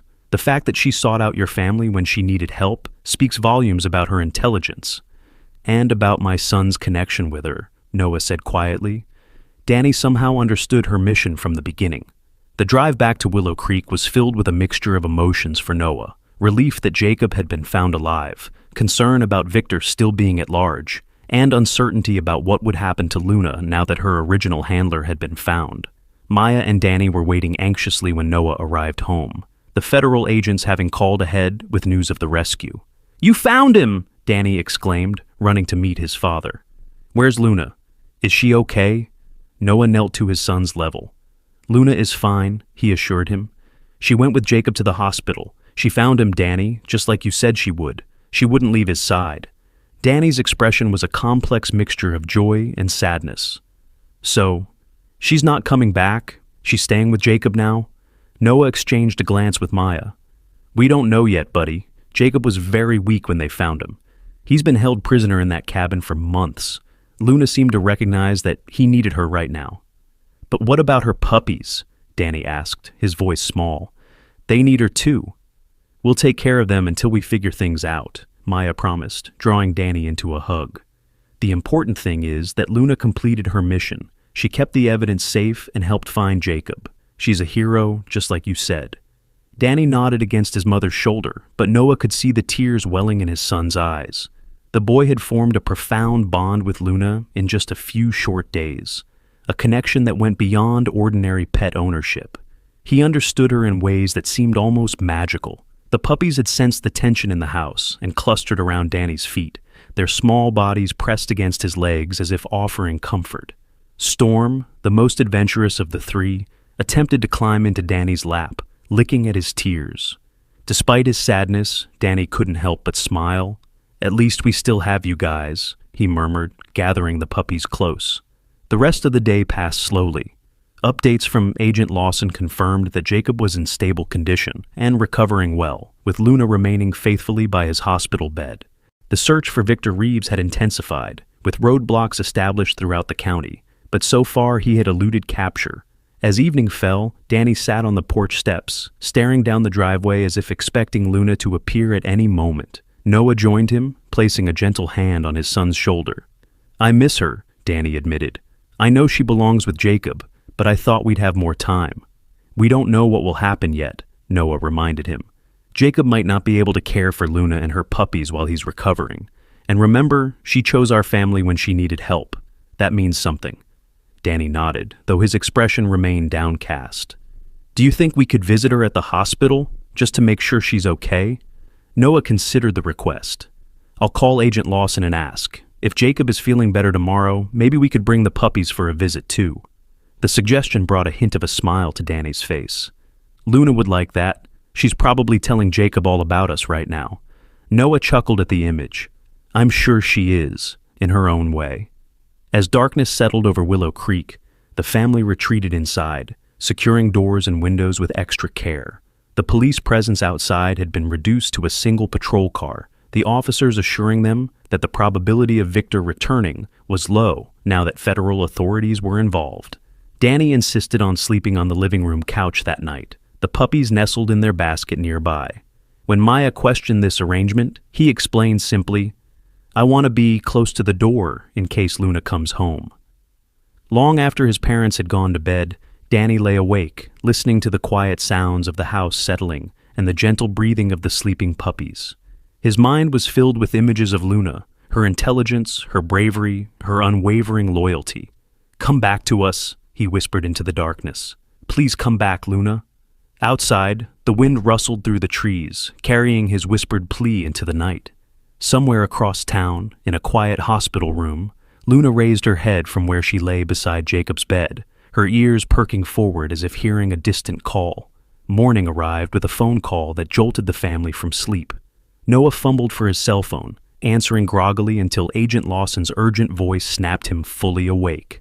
"Mr. Morgan, we need your family to get to a secure location immediately," she said, her professional tone tinged with concern. "Victor Reeves was spotted near your neighborhood about 20 minutes ago." Noah sat upright, instantly alert. "What? How did he—" "We don't know yet," Agent Lawson cut in, "but a patrol officer identified him at a gas station 3 blocks from your house. We're sending agents to your location now, but I need you to get your family ready to move quickly." Noah glanced at Maya, who had awakened beside him and was watching his face with growing alarm. "We'll be ready," he promised, ending the call. "What's happening?" Maya asked, already climbing out of bed. "Victor's been spotted nearby," Noah explained, keeping his voice steady despite the fear churning in his stomach. "The FBI is sending agents to move us somewhere safe." Maya's hand flew to her mouth. "Danny, the puppies—" "We'll get everyone," Noah assured her, squeezing her hand briefly before moving into action. They found Danny already awake on the living room couch, the puppy squirming beside him as he stared out the window with unusual intensity. "Danny, we need to pack some essentials," Noah began, trying to keep his tone casual. "Some FBI agents are coming to take us to—" "He's here," Danny interrupted, his voice eerily calm. "The bad man. He's watching our house." Noah froze, then carefully approached the window. "Where, buddy? Where do you see him?" Danny pointed toward the large oak tree at the edge of their property, the same place they had spotted the figure watching their house before. "He's behind the tree. I saw him when I woke up." Noah peered through the curtains, scanning the yard and the tree line beyond. At first, he saw nothing unusual, just early morning shadows and the gentle movement of leaves in the breeze. Then, a glint of something metallic caught his eye, a reflection where there should be none. "Maya," he said quietly, "get Danny and the puppies to the back bedroom, now." Maya didn't question the instruction, quickly gathering the puppies into their basket while taking Danny's hand. "Come on, sweetie, let's get your backpack ready." As his family retreated down the hallway, Noah pulled out his phone again, his eyes never leaving the suspicious glint by the tree. "Agent Lawson? I think he's already here, on our property, watching the house." "Our agents are 3 minutes out," she replied tensely. "Stay away from windows and doors. Do not engage him." "Understood," Noah confirmed, backing away from the window. Thus, he was about to join his family in the bedroom when a sound from the front porch froze him in place, the unmistakable creak of the wooden step. Victor was approaching the house. Noah moved silently to the kitchen, grabbing a knife from the drawer before positioning himself where he could see the front door while remaining hidden from view. His heart pounded in his ears as he watched the doorknob turn slowly, testing if it was locked. The motion stopped. For a moment, there was complete silence. Then a shadow passed by the window beside the door, moving toward the back of the house. "He's checking for another way in," Noah realized with growing dread. He hurried to the back bedroom, locking the door behind him. "He's trying to get in," he whispered to Maya, who sat on the floor with Danny and the puppies. "The FBI agents are almost here." Danny clutched Storm tightly to his chest, the puppy unusually quiet as if sensing the danger. "Luna would know what to do," he whispered. "She would protect us." "The agents will be here any minute," Maya assured him, though her voice trembled slightly. "We just need to stay quiet." From outside came the sound of breaking glass, a window being smashed in the kitchen. Danny flinched, burying his face in Storm's fur. The other puppies huddled together in their basket, whimpering softly. Noah positioned himself in front of his family, knife gripped tightly in his hand. The bedroom door had a simple lock that wouldn't withstand much force. If Victor made it through the house before the agents arrived, footsteps moved through the kitchen, slow and deliberate. The intruder wasn't trying to be stealthy anymore. He knew they were aware of his presence. "I know you're in there," Victor's voice called from the hallway, chillingly calm. "All I want is what belongs to me. Give me the dog and the rest of the evidence, and this ends peacefully." Noah and Maya exchanged glances. The puppies were all they had. Luna was at the hospital with Jacob. "The police are on their way," Noah called back, trying to keep his voice steady. "You should leave while you still can." Victor laughed, the sound devoid of humor. "By the time they get here, I'll be long gone, and so will you, if you don't cooperate." The doorknob rattled as he tested the lock. Danny whimpered, scooting closer to his mother. "We don't have what you want," Maya called out, her arm tightening around Danny. "The FBI has all the evidence, and Luna isn't here." The rattling stopped. "Luna?" Victor's voice held a note of confusion before hardening again. "You mean Shadow, Jacob's dog. Where is she?" "Not here," Noah answered firmly. "She's with Jacob. They found him yesterday, Victor. It's over." There was a moment of stunned silence from the hallway. "You're lying. Jacob is dead." "No, he's not," Danny said suddenly, his voice carrying clearly through the door. "Luna found him in the hidden room under the shed. He's in the hospital now, and Luna is with him. They're going to tell everyone what you did." Victor cursed, and they heard something heavy hit the wall. "That's impossible. I buried that trapdoor under 2 feet of dirt." "Luna remembered," Danny replied simply. "She never forgot where you hid him." The doorknob rattled again, more violently this time. "You little—" A sudden loud bark interrupted whatever Victor had been about to say. The sound came from somewhere outside the house, powerful, commanding, unmistakable. Luna. The barking continued, moving closer to the house. Victor's footsteps retreated from the bedroom door, moving rapidly back toward the kitchen. Danny's face lit up. "She came back!" "Luna came back for us." Noah moved to the bedroom window, carefully peeking through the curtain. In the backyard, Luna stood rigid, her posture aggressive as she faced the house. Behind her, at the edge of the property, Noah could make out Agent Lawson and several other FBI agents approaching cautiously, weapons drawn. "The FBI is here," he reported, relief flooding his voice. "And somehow, Luna is with them." The sound of breaking furniture came from the kitchen, followed by more barking. Luna had apparently entered the house through the broken window. A shout of pain suggested she had found Victor. "Federal agents!" Agent Lawson's voice boomed from outside. "Victor Reeves, you are surrounded. Come out with your hands up." What followed was a cacophony of noise. Barking, shouting, the crash of furniture being overturned. Then a gunshot rang out, followed by a yelp that made Danny cry out in terror. "Luna!"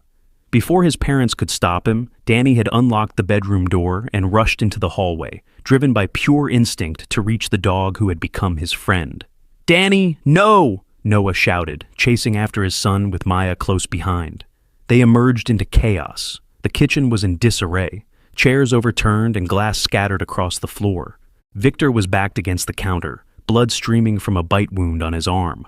Luna stood between him and the broken window, her stance aggressive despite the blood staining her right shoulder. She had been hit, but not critically. Federal agents were pouring in through the back door, weapons trained on Victor, who still held a pistol in his trembling hand. "Drop the weapon," Agent Lawson ordered, her gun steady. "It's over, Reeves." Victor's eyes darted around the room, landing on Danny, who had frozen in the doorway. Something calculating flashed in his gaze, and he lunged toward the boy. Luna reacted instantly, launching herself between Victor and Danny. Despite her injury, her power and training were evident as she knocked the man to the ground, pinning him with her weight, teeth bared inches from his throat. Agents converged, securing Victor and kicking the gun away from his reach. Only when he was safely handcuffed did Luna release him, backing away to stand protectively beside Danny. "Luna," Danny whispered, kneeling to gently touch her injured shoulder. "You're hurt." The German shepherd whined softly, licking Danny's face once before sitting attentively at his side, her duty fulfilled despite her pain. Agent Lawson approached as Victor was led away. "We need to get Luna to a vet," she said, eyeing the dog's wound. "The bullet just grazed her, but it needs treatment." "How did she even get here?" Noah asked, still trying to process the rapid sequence of events. "I thought she was with Jacob at the hospital." Agent Lawson smiled slightly. "She was, until about an hour ago. Jacob woke up and became agitated, insisting that Shadow, Luna, needed to get back to your family. He seemed to think you were in danger. We were already on alert because of the Victor sighting, so I brought her with me. Looks like Jacob's instincts were right." Danny wrapped his arms around Luna's neck, careful to avoid her injury. "She knew we needed her," he said simply. "Just like we knew she needed us during the storm." As the FBI secured the scene and paramedics arrived to treat Luna's wound, the family gathered in the living room, the reality of what had just happened slowly sinking in. Maya held the puppies, who were eager to reunite with their mother once the medical team had bandaged her shoulder. "What happens now?" Danny asked as he sat beside Luna, who was resting on a clean blanket with her puppies nursing contentedly. "Will Luna go back to Jacob?" Agent Lawson, who had stayed behind to oversee the cleanup, sat across from them. "That's something we'll need to figure out. Jacob is recovering well, but he has a long rehabilitation ahead. Military working dogs like Shadow, Luna, are government property technically, but given the circumstances—" "She's not property," Danny interrupted firmly. "She's a hero, and she should get to choose where she wants to be." The agent smiled at the boy's conviction. "I think that's a fair assessment. Why don't we see what Jacob thinks? He's been asking to meet the family that helped Luna complete her mission." Later that afternoon, with Victor Reeves in federal custody and the immediate danger past, the Morgans found themselves in a private hospital room where Jacob Harlow was recovering. The former Army Ranger was still pale and thin from his ordeal, but his eyes were clear and alert as they entered. Luna, her shoulder bandaged but her spirit undimmed, approached Jacob's bed with her tail wagging gently. The man reached out a hand that still bore the marks of restraints, stroking her head with evident affection. "Shadow," he murmured before looking up at the family. "Or Luna, I hear you've been calling her." Danny stepped forward shyly. "It's because she came to us during a storm, like the moon through clouds." Jacob smiled, the expression warming his gaunt face. "That's a good name. It suits her." He studied Danny with interest. "And you must be the boy she chose, the one who opened the door when she needed help." Danny nodded. "She knew I would understand her." "She's always been good at finding the right people," Jacob agreed. "That's partly why I trained her to protect that evidence if anything happened to me. I knew she'd find someone trustworthy." The adults introduced themselves, and Noah recounted how Luna had appeared on their doorstep during the storm. Jacob listened intently, occasionally looking at Luna with a mixture of pride and sadness.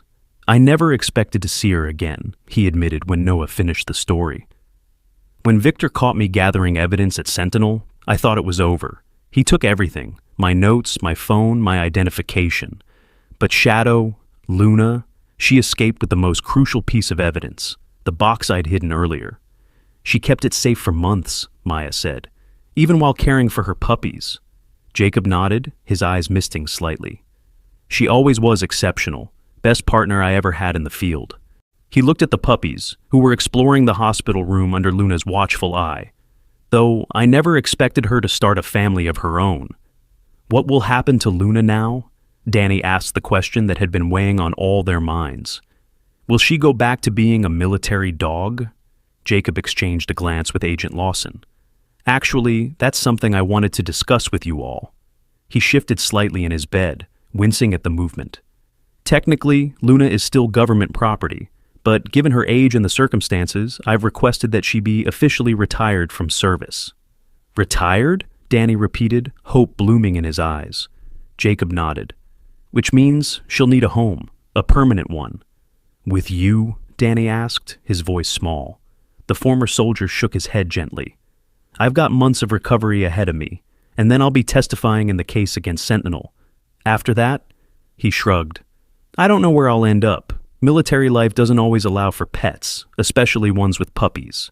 He looked at Luna, who had settled between Danny and the hospital bed, her intelligent eyes moving between her former handler and her newfound friend. Besides, it seems she's already chosen her new family. Danny's eyes widened. You mean? If your parents agree, Jacob said, looking to Noah and Maya. I think Luna and her puppies belong with you. She chose your home that night for a reason. Animals have instincts about these things. They know where they'll be loved. Maya looked at Noah, a silent conversation passing between them. They had discussed this possibility during the drive to the hospital, weighing the responsibilities and adjustments that would come with permanently adding 4 dogs to their family. We'd be honored, Noah said finally, placing a hand on Danny's shoulder. Luna is already part of our family. We just didn't want to take her away from you if that wasn't what was best for her. Jacob smiled, reaching out to stroke Luna's head again. Shadow and I had our time together. We did good work, but she deserves a family now, a real one. A place where she can just be a dog sometimes, not always on duty. She'll always be a hero, Danny declared, kneeling to wrap his arms around Luna's neck. But she can be our hero. In the days that followed, life slowly returned to a new normal for the Morgan family. The house was quieter with the FBI presence gone, but livelier with the addition of 4 dogs. Luna's shoulder healed quickly, and the puppies grew more adventurous each day, exploring every corner of the house under their mother's watchful eye. Jacob was released from the hospital to a rehabilitation facility where the family visited regularly, bringing Luna and the puppies to brighten his recovery. The bond between the former handler and his military partner remained, but it had transformed into something new, a friendship rather than a working relationship. She looks happy, Jacob observed during one visit, watching as Luna played in the facility's garden with Danny and the puppies. More relaxed than I've ever seen her. She still has her moments, Noah admitted. Sometimes at night, she patrols the house, checking windows and doors, and any unusual sound brings her to full alert. Jacob nodded understanding. Some habits are too deeply ingrained to break completely, but she's adapting, learning that it's okay to just be a dog. The trial of Victor Reeves and several executives from Sentinel Security made national headlines. Jacob's testimony, supported by the evidence Luna had protected, revealed a network of illegal weapons sales and corporate fraud that reached into government contracts. Victor himself faced additional charges of attempted murder, kidnapping, and animal cruelty. Through it all, Luna remained a constant presence in the Morgan household, her calm strength a foundation for the family. The puppies grew rapidly, their personalities developing in distinct ways. Storm lived up to his name, boundless in energy and curiosity. Star, the smallest, proved to be the most intelligent, quickly learning commands and tricks that amazed visitors. Ranger remained the quiet observer, loyal and thoughtful like his mother. 6 weeks after the dramatic events of that stormy night, the family gathered in their backyard for a special ceremony. Jacob, now walking with the aid of a cane, stood beside Agent Lawson as she presented Luna with a special collar bearing a medal, an official recognition of her service and heroism. In recognition of exceptional courage, loyalty, and service beyond the call of duty, Agent Lawson read from a certificate. Shadow, now known as Luna, is hereby honorably retired from service with the gratitude of a nation. Danny beamed with pride as the new collar was fastened around Luna's neck, the medal catching the sunlight. Luna sat perfectly still during the ceremony, her posture reflecting her military training, but her eyes remained fixed on Danny, her boy, her chosen person. When the formal part of the ceremony concluded, Jacob knelt painfully to Luna's level, taking her head gently between his hands. "You did it, girl," he whispered. "Mission accomplished. You're home now." Luna licked his face once, as if in acknowledgement of their shared past, then turned to nuzzle Danny's hand, a gesture that clearly indicated where her future lay. Later that evening, as the sun set over Willow Creek, the family sat on their porch watching the puppies chase fireflies across the lawn. Luna lay at Danny's feet, her eyes half closed in contentment, but her ears still attentive to every sound around them. "Do you think she misses her old life?" Maya wondered, watching the German Shepherd's peaceful form. Being a working dog, having a mission. Danny shook his head with the certainty that had characterized his connection with Luna from the beginning. "She still has a mission," he said simply. "It's just different now." "What kind of mission?" Noah asked, genuinely curious about his son's insight. Danny smiled, reaching down to stroke Luna's fur. "To be happy, to keep us safe, to teach her puppies everything she knows." He looked up at his parents, wisdom beyond his years shining in his eyes. "And to remind us that sometimes the most important thing is opening the door when someone needs help." As if in agreement, Luna lifted her head and placed it gently on Danny's knee, her intelligent eyes reflecting the last golden rays of sunset. In them, they could see everything that had brought them to this moment: courage, loyalty, and the simple miracle of hearts connecting across barriers of species and circumstance. From that stormy night, when a desperate mother had appeared on their doorstep, to this peaceful evening surrounded by family, Luna's journey had come full circle. The German Shepherd, with 3 puppies who had begged a baby to open the door, had found exactly what she was looking for. Not just shelter from a storm, but a home where her bravery was honored, her loyalty treasured, and her love returned in equal measure. In the distance, thunder rumbled, another storm approaching. But this time, Luna didn't grow alert or anxious. She simply sighed contentedly, secure in the knowledge that, whatever came, they would face it together. For that was the greatest lesson she had taught them all, that true courage isn't about facing danger alone, but about knowing when to seek help, when to offer it, and when to simply be present for those you love. The story of Luna and the Morgan family would be told for years to come, whispered between neighbors, shared in news articles, recounted by federal agents who had witnessed its most dramatic moments. But none would tell it quite like Danny, who would always remember the desperate scratching at the door during a storm and the life-changing choice he made to answer it. If this story touched your heart, please remember to like, share, and subscribe, and let us know in the comments where you're watching from.